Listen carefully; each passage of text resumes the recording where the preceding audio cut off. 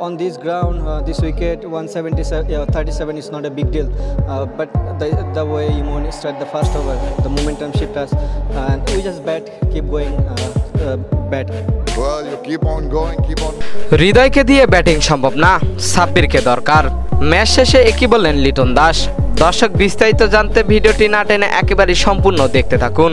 Asia কাপে দুর্দান্ত সূচনা করেছে বাংলাদেশ ক্রিকেট দল সংযুক্ত আরব আমিরাতে শেখ জাদ্দা স্টেডিয়ামে।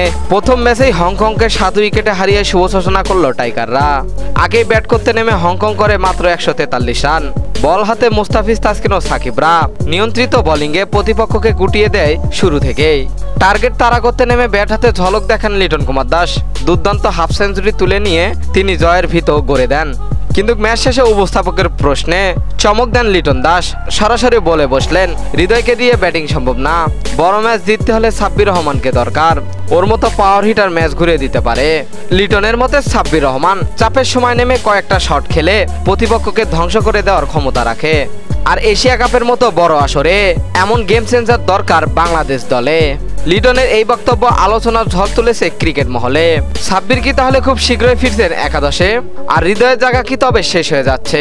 এশিয়া কাপের প্রথম ম্যাচে জয় পাওয়ার পরেও ক্যাপ্টেন লিটন দাসের মুখে কেন এই কথা?